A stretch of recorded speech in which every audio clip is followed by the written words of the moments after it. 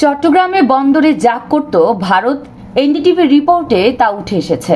শেখ হাসিনার সাথে সম্পর্ককে ব্যবহার করে চট্টগ্রাম বন্দরে নজরদারি চালাত ভারত। চট্টগ্রামের সাথে যুক্ত থাকা বাণিজ্য রুটগুলোতেও থাকত ভারতীয় কর্মকর্তাদের পাহারা। ফলে বন্দরের সব তথ্যই থাকত ভারতের আওতায়। ভারতেরই শীর্ষস্থানীয় গণমাধ্যম এনডিটিভির এক প্রতিবেদনে এমন বিস্ফোরক দাবি করা হয়েছে। বাংলাদেশের বন্দরে পাকিস্তানের জাহাজের নোঙর করাকে কেন্দ্র করে এনডিটিভিতে এক প্রতিবেদন প্রকাশ করা হয়। সেখানে বাংলাদেশ পাকিস্তান সম্পর্ক ভারতের জন্য উদ্বেগজনক জানিয়ে এমন তথ্য প্রকাশ করা হয়েছে। প্রতিবেদনে আরও দাবি করা হয়, পাকিস্তান থেকে পণ্য আনতে আমদানিকারকদের নাকি চাপ দিচ্ছে বাংলাদেশ সরকার।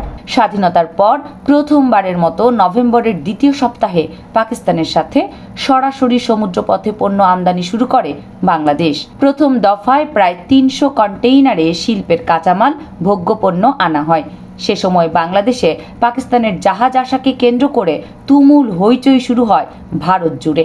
এক মাসের ব্যবধানে শনিবার আবারও পাকিস্তান থেকে জাহাজ নোঙর করে চট্টগ্রাম বন্দরে। এবার সেই জাহাজে পাকিস্তান থেকে পণ্য নিয়ে এসেছে আরও ৮ শতাধিক কন্টেইনার। করাচি বন্দর থেকে আসা পানামার পতাকাবাহী MV1 জিওয়াং ফাঁদ জাহাজ গতবারের তুলনায় দ্বিগুণের বেশি পণ্য বহন করেছে। Soda ash, dolomite, marble block, electronics পণ্যের পাশাপাশি গার্মেন্টস শিল্পের কাঁচামাল ও চিনির একটি বড় চালান এসেছে জাহাজটিতে। এসব তথ্য উল্লেখ করে ভারতীয় গণমাধ্যমগুলো বলছে, পাকিস্তান ও বাংলাদেশের সম্পর্ক জোরালো হচ্ছে। আর এমন ঘটনাকে ভারতের জন্য বিরাট উদ্বেগের বলে জানাচ্ছে এনডিটিভি। গণমাধ্যমটির প্রতিবেদনে বলা হয়, চট্টগ্রাম বন্দর বঙ্গোপসাগরের এক কৌশলগত গুরুত্বপূর্ণ স্থানে অবস্থান করছে। এক দশকের বেশি সময় ধরে আওয়ামী লীগ ও হাসিনা সরকারের সাথে সম্পর্ককে কাজে লাগিয়ে এই বন্দরের নজরদারি চালানোর কাজ করেছে নয়াদিল্লি। এনডিটিভি বলছে, চট্টগ্রামের সাথে যুক্ত থাকা সমুদ্রপথগুলোতে কড়া নজর রাখত ভারতীয় কর্মকর্তারা। গেল আগস্টেও গণ অভ্যুত্থানের পতন ঘটে আওয়ামী লীগ ও শেখ হাসিনা সরকারের। এর আগে বাংলাদেশের বাণিজ্য ও আমদানি খাতে একচেটিয়া প্রভাব ছিল নয়াদিল্লির। ভারতকে অগ্রাধিকার দেয়া ও বিকল্প বাজার তৈরি না হওয়ায় প্রতিবেশী দেশটির প্রতি নির্ভরশীলতা তৈরি হয় বাংলাদেশের। তবে হাসিনা সরকারের পতনের পর বাংলাদেশের ভারতের একচেটিয়া আধিপত্য বন্ধের উদ্যোগ নেয় অন্তর্বর্তী সরকার।